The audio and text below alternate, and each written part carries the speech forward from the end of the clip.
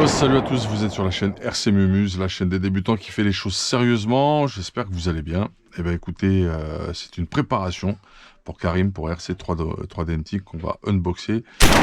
Ça va être Mika, un des pilotes de la team RC Mumuse Tractour et un des mécanos qui fait partie du dispositif de cette rentrée pour les prépa abonnés, qui va s'en occuper. Donc il va nous monter un Inferno MP10E, c'est du brushless, c'est le tout nouveau châssis avec l'implantation très particulière, châssis facile à conduire et plutôt bien réalisé, je trouve.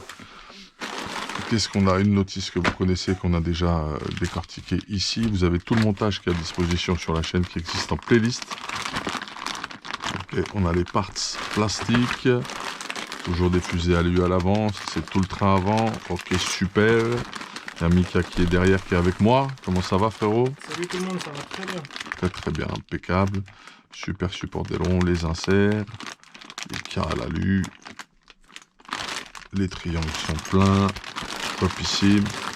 Je pense qu'il y a tout. La carreau n'est pas là, à mon avis, elle est partie sûrement chez BRZ RC Passion. Les tourelles, les étriers. Ah, tiens, c'est marrant, j'avais vu un petit truc. Ouais, non, si c'est bon. Qu'est-ce qu'on a d'autre? Ok, ça c'est tout le train arrière. Là, ce sera à chaque fois, tu as les roulements qui sont au bon endroit au bon moment, avec les bonnes pièces. Tout le kit à morteau. Tu feras attention, il y a un petit clips qui vient, tu verras à l'intérieur. Lorsqu'on met tous les petits joints en cascade, dans la cascade de joints. Tu feras bien gaffe à bien mettre le petit clip, ça va pas les perdre, parce qu'après sinon tu vas avoir un petit problème, tu vas voir, ça va pas être drôle. Les couleurs de ressort sont à respecter. Une grosse clé à roue qui est livrée avec. Là, tu as tout le système de sauve-cerveau, et regarde ce qui est bien chez eux, il est déjà fait, tu vois. Avec l'histoire du ressort, tout ça, qui est un peu galère pour certains. Là, il est déjà fait. Juste à le monter rapide, ça va être plutôt pas mal. Là, tu as ton diff, tes cellules, tes couronnes, tes roulements, tes joints qui vont avec, la petite graisse. Tout est compilé. Les joints papier. Ça, j'avais trouvé ça bien foutu également. Qu'est-ce qu'on a d'autre? Donc Kyosho, hein, qui est un peu structuré différemment depuis quelques années maintenant, mais qui est toujours là, hein, qui sort des nouveautés, qui sort de la pièce, de l'option, de la parts. Ça fait bien plaisir. Ça c'est tout le support de diff, là il en a lu.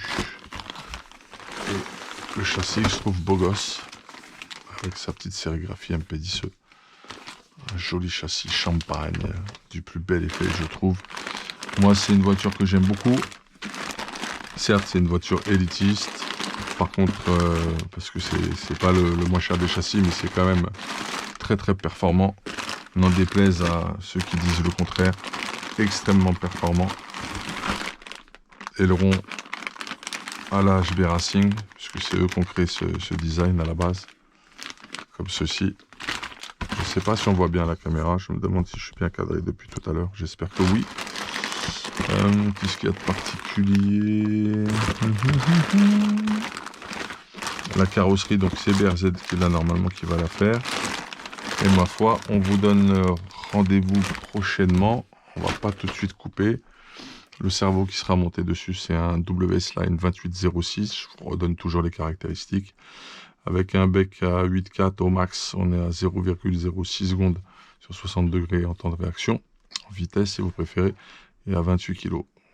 Étant donné qu'il va être monté avec un combo Xeron complet, compète.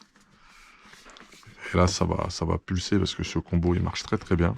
C'est ce qu'on a actuellement maintenant sur notre S-Works S35-4E, à savoir un XR8 SCT 140 A et un 4268 Sensored G2. Super petit moteur 1900 kW qui fait le boulot. Donc au choix, hein, tu peux te mettre en Sensored ou Sensorless, ça c'est toi qui vois. Paramètres de programmation plutôt complet. Et ce qu'il y a de bien là, tu peux vraiment gérer les timings, le turbo timing notamment, là il n'y a pas de problème. Tu peux tout faire, tu as accès à 100% des paramètres programmables en action sur ce moteur, à condition bien sûr de régler le câble sensor pour pouvoir profiter de tout cela. Et donc ce que je voulais vous dire, c'est qu'on peut aller sur un bec à 7 cartes. Ce qui veut dire que sur le cerveau, on aura comme performance 25 kg à 0,07 secondes. Voilà, ça vous pouvez toujours les trouver chez Monsieur Vartel et chez Donuts Racing, bien entendu. Voilà qui est pas mal du tout. Et bah écoutez, Mika, qu'est-ce que tu en penses de ce petit montage qui t'attend? Top, on va faire découvrir quelque chose que je ne connais pas.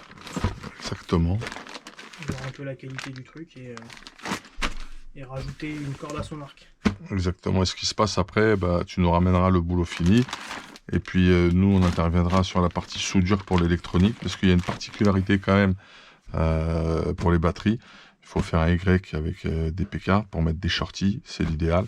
Comme ça, tu peux vraiment tirer profit du nouvel agencement et de ses performances au niveau équilibre des masses. Et puis le fait que tu n'aies rien en hauteur, c'est quand même quelque chose que j'avais apprécié moi dans le développement sur ce châssis, que je trouvais nouveau et très intéressant. Voilà.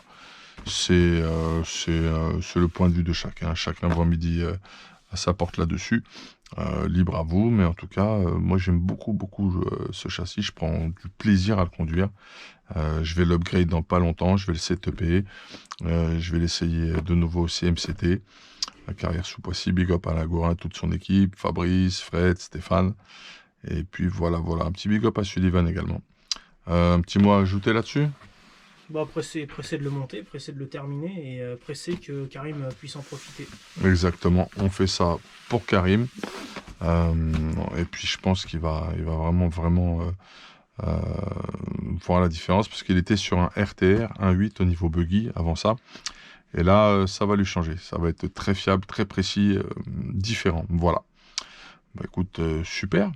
Vous étiez sur la chaîne RC Mumuse, on se revoit pour la suite, c'est-à-dire quand Mika aura terminé le montage, il va nous montrer ce qu'il a fait, et puis pour l'électronique. Big up, hey, ciao.